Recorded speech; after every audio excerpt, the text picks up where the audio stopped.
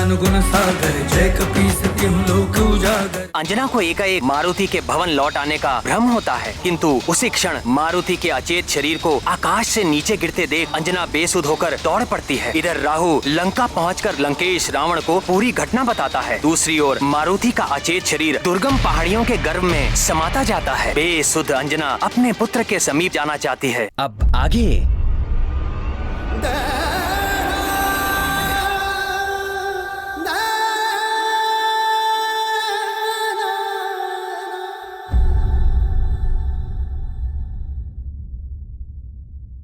मुझसे रुष्ट हो गया पुत्र, मेरे पास क्यों नहीं आ रहा है?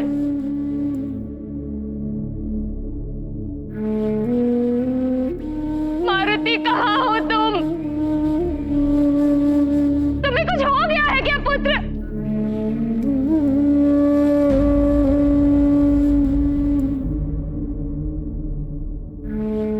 तुम्हारी माँ तुम्हारे पास आ रही है। रुक जाओ अंजना, उस ओर जाने से तुम संकट में पड़ जाओगी। आगे मार्ग नहीं है।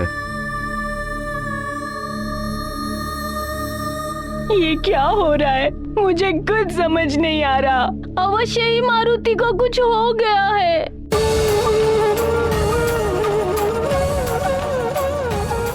मारुति, मारुति, तुम कहाँ जाओगी? वहाँ दुर्गम घाटियां और पर्वत है। वहाँ कितनी भी दुर्गम घाटियां पर्वत क्यों ना हो, मैं अपने पुत्र के पास अवश्य जाऊंगी।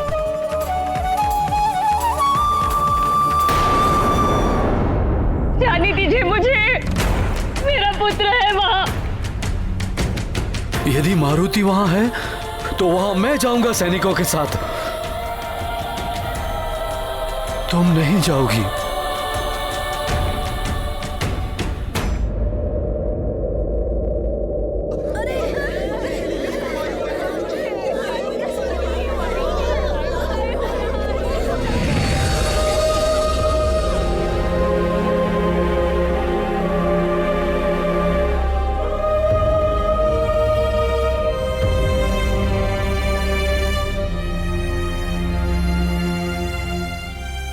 आप उस ओर मत जाइए देवी अंजना।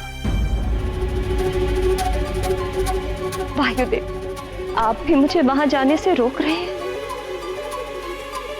क्या हुआ है मेरे पुत्र मारुति को? आपने तो उसकी कुशलता का उत्तरदायित्व लिया था, फिर वो वहां क्यों है? मैंने उसे उड़ते हुए नहीं, गिरते हुए देखा है।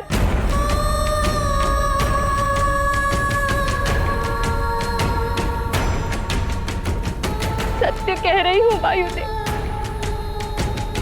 यदि मारुति कुशलता से है तो बुलाइए उसे यहाँ मेरे समक्ष।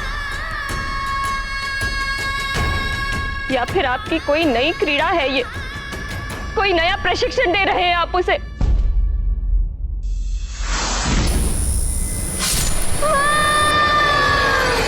कैसे बताऊं मैं?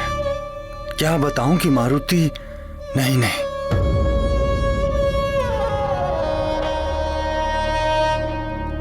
क्या सोच रहे हैं आप वायुदेव? बुलाइए उसे, या फिर मैं उसे बुलाऊं? मारुति! मारुति! मारुति!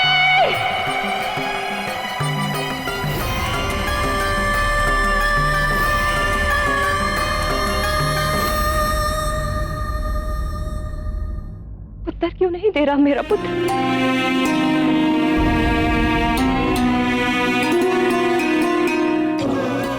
आपकी ये चुप्पी किसी अनहोनी का संकेत दे रही है। बताइए ना, क्या हुआ है मेरे पुत्र को? वो वहां कैसे गिरा? क्या हुआ है उसे? ऐसा क्या अनर्थ घटित हुआ है मेरे पुत्र के साथ जो आप मेरा सामना करने से बच रहे हैं? कुछ तो बोलिए, बोलिए वायुदेव। एक व्यथित मां से उसके पुत्र की बात मत छुपाइए, बोलिए, बताइए वायुदेव, आपको बता बोलिए वायुदेव, कहाँ है मेरा पुत्र? बताइए मुझे।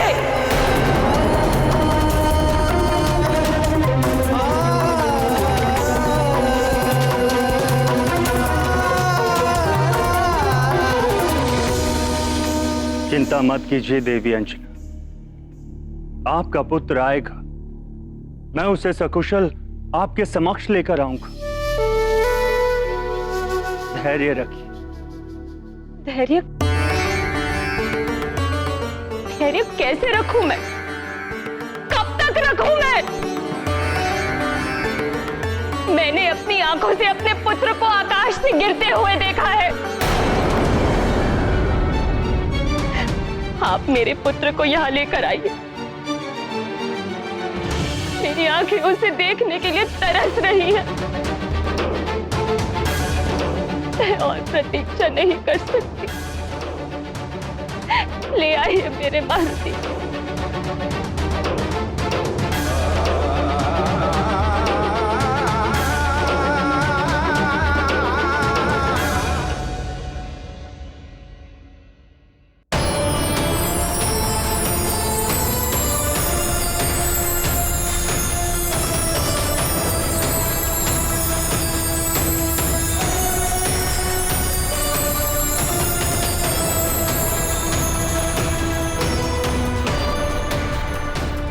इस कमल पुष्प को आप अपने पास रखिए देवी। मैं आपके पुत्र को सकुशल आपके समक्ष लेकर आऊं।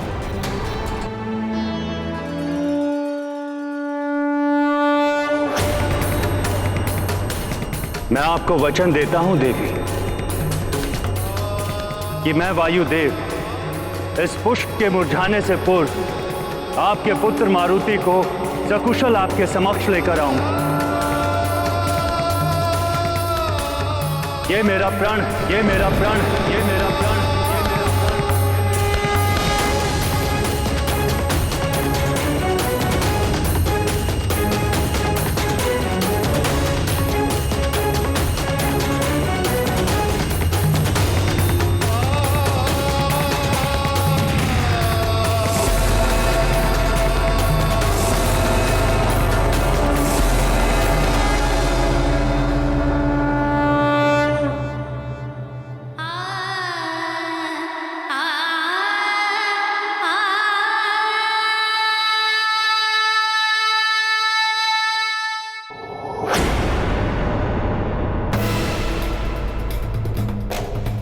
वायुदेव, ये वायुदेव क्या कर रहे हैं? किस अधिकार से वो ये वचन दे रहे हैं उस बालक की मां को कि उसके पुत्र को वो सकुशल वापस लाएंगे? वो मेरे कार्यों में हस्तक्षेप कर रहे हैं। ये अनुचित है। अनुचित कार्य तो आपने किया है देवराजेंद्र। प्रणाम देव बृहस्पति। कबोध बालक पर वज्र जैसे प्राण घातक अस्त्र से प्रहार किया आपने। आपके हाथ थरथराए नहीं ऐसा करते हुए? अबोध मत कहिए उसे देव गुरु बृहस्पति। यदि वो मुझसे क्षमा मांगता तो मैं ऐसा कभी नहीं करता, किंतु वो एक उद्दंडी बालक था। मैंने जो भी किया वो उचित था। सृष्टि के विधान और नियमों के अनुसार ही मैंने न्याय किया है। न्याय? यदि आप इसे न्याय की संज्ञा दे रहे हैं तो आपके न्याय की परिभाषा में सुधार की आवश्यकता है। न्याय अन्याय का ज्ञान है मुझे देव गुरु बृहस्पति। मैं देवों का राजा देवराज इंद्र हूं। समस्त सृष्टि और प्रकृति को विधान और नियमों के अनुसार संचालित करने का उत्तरदायित्व मेरा ही है। उस बालक ने घोर अपराध किया था। इंद्रदेव,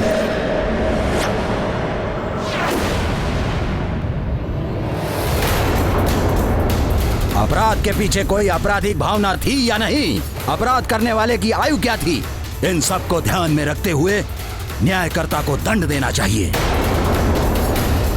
एक बालक ने कितना भी घोर अपराध किया हो, किंतु संसार के किसी भी विधान में एक अबोध बालक के लिए मृत्युदंड की व्यवस्था नहीं हो सकती। और यदि कोई ऐसा करता है तो वो स्वयं अपराधी माना जाएगा। देव गुरु बृहस्पति, यदि आपको ऐसा लगता है कि मैंने अन्याय किया है तो मैं अभी इसी क्षण आपको देव संहिता दिखा देता हूं, जिसमें कहीं भी कभी भी वयस्क या बालक का उल्लेख ही नहीं किया गया है। प्रकृति के कार्यों में हस्तक्षेप करने वाले को केवल दंड ही मिलता है। वो प्रकृति कभी स्वयं देती है या फिर मुझ जैसा देवता। यही न्याय व्यवस्था देव संहिता की है। देव सह्याद्री, जाओ जाकर देव संहिता ले आओ और दिखाओ देव गुरु बृहस्पति को, जो स्वयं उन्होंने ब्रह्मदेव के साथ मिलकर बनाई है। अभी प्रमाणित हो जाएगा कि मैं जो कह रहा हूं वो सत्य है या देव गुरु जो कह रहे हैं वो सत्य है। देव संहिता नियमावली का मुझे भली भांति स्मरण है देवराज इंद्र, किंतु एक ऐसा अबोध बालक जिसका जन्म ही देव कार्यों की सिद्धि के लिए हुआ था, उसका अंत करके आपने स्वयं देवों के कार्य को संपन्न करने के मार्ग में बाधा उत्पन्न कर दी है। देवों के कार्यों की चिंता आप न करें देव गुरु, समय आने पर सारे कार्य संपन्न हो जाएंगे। बस बस बस,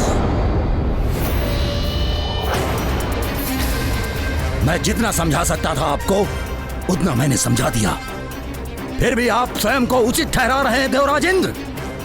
मुझ देव गुरु बृहस्पति की बात यदि आपको असत्य प्रतीत हो रही है तो मेरे लिए देव गुरु पद का त्याग ही उचित है।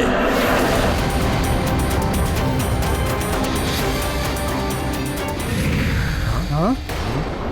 देवगुरु तो रुष्ट होके चले गए। देवगुरु ने अपने पद का त्याग कर दिया। ये सब क्या हो रहा है स्वामी? देवों के राजा होकर भी इंद्र ने ऐसा कृत्य किया और उसे उचित भी ठहराया। ये देवों के राजा होने का ही अभिमान था प्रिय, जिसने देवराज इंद्र को दृष्टिहीन बना दिया, जिसके कारण उन्हें ना तो मारुति का अबोध बालपन दिखाई दिया और ना ही एक मां की अपने पुत्र के लिए पीड़ा। इंद्रदेव के मद की पराकाष्ठा है ये, किंतु देवी अंजना की ममता की पराकाष्ठा भी इस घटना में निहित थी। वो किसी भी परिस्थिति में अपने पुत्र तक पहुंचना चाहती थी। उनकी ममता ने वायुदेव को भी विवश कर दिया कि वो उनका पुत्र उन्हें सकुशल वापस ला कर दे। उधर वायुदेव के वचन की भी पराकाष्ठा है कि यदि वो मारुति को सकुशल वापस ना ला पाए तो अपनी देह त्याग देंगे। ये तीनों पराकाष्ठाएं मारुति के जीवन को एक नया आयाम देने वाली थी।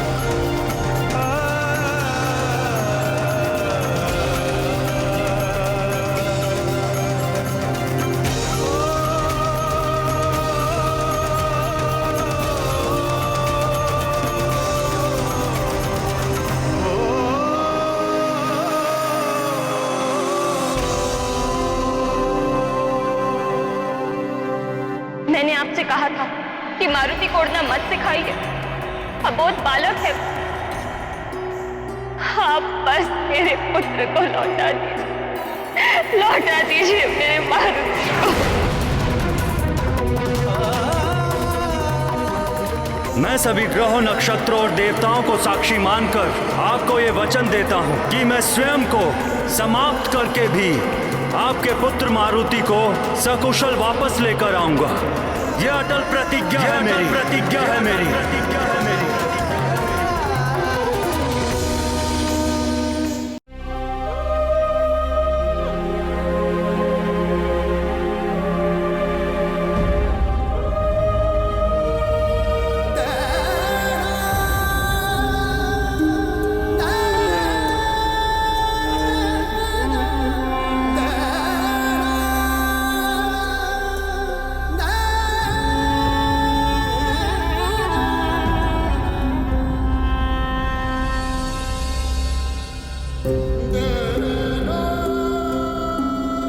मारुति पुत्र, इस अनहोनी की मुझे कोई आशंका नहीं थी। मैं जो कुछ भी कर सकता हूं अवश्य करूंगा तुम्हारे लिए।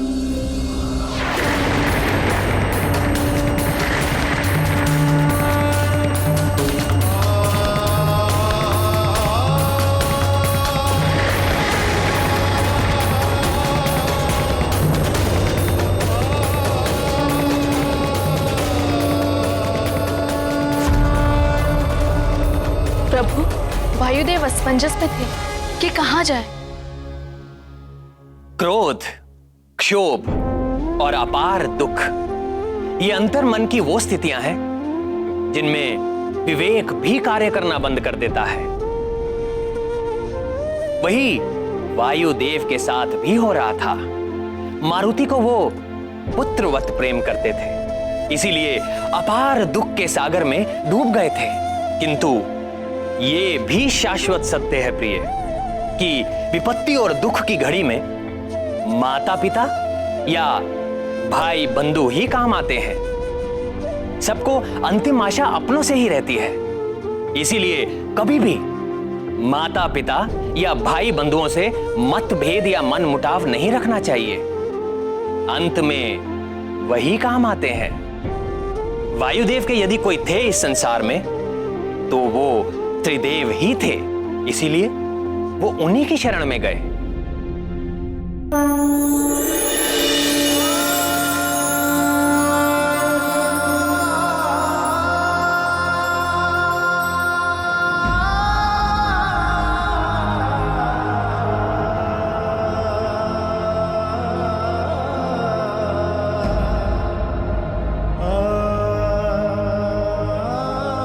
हे जगत पालक श्री हरि विष्णु देव, हे जगत कर्ता ब्रह्मा जी, हे देवों के देव महादेव,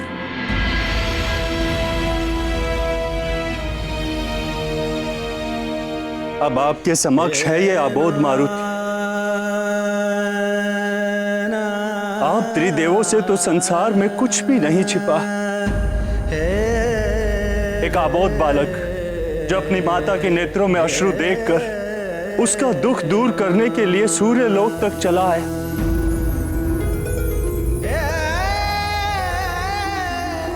मारुति ने तो बालपन में सूर्य को अपना ग्रास बनाया, किंतु इंद्रदेव तो बालक नहीं है, जो उन्हें यह भी ज्ञान नहीं कि एक बालक को कितना दंड देना चाहिए। हे त्रिदेवों, अन्याय हुआ है इस बालक के साथ। इंद्र ने वज्र से प्रहार किया है इस पर।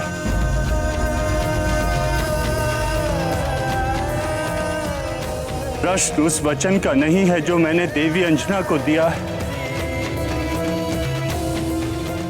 ना ही प्रश्न एक माता के विलाप का है। प्रश्न है देवराज इंद्र द्वारा किए गए इस अन्यायपूर्ण कार्य का। प्रश्न है इस अबोध बालक के जीवन का, जिसका जन्म एक महान उद्देश्य के लिए हुआ था।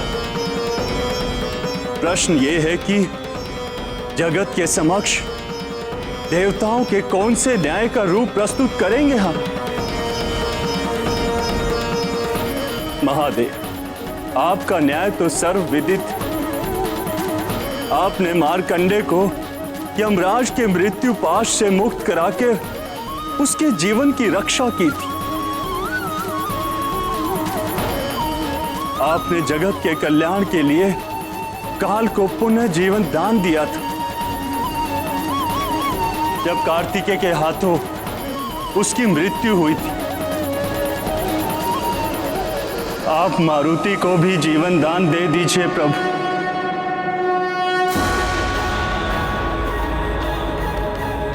पुनः जीवित कर दीजिए उसे, जीवित कर दीजिए मेरे मारुति को।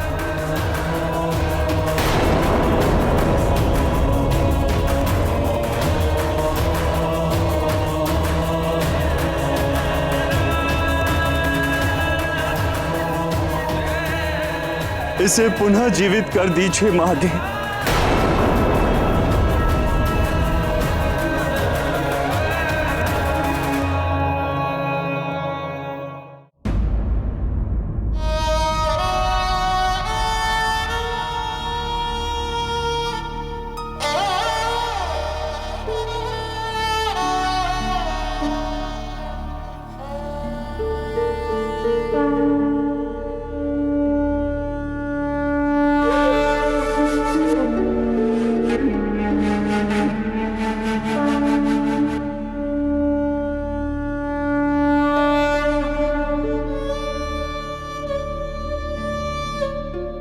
हे भोलेनाथ, हे करुणा के सागर, हे कृपा सिंधु,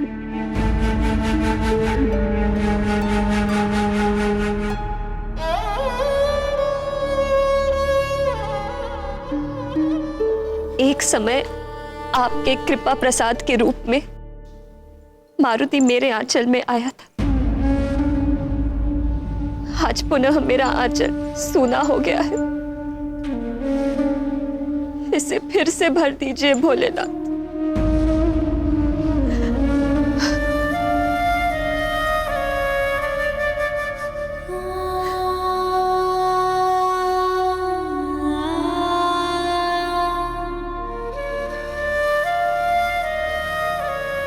मैं शपथ लेती हूं कि यदि इस कमल पुष्प के मुरझाने के पूर्व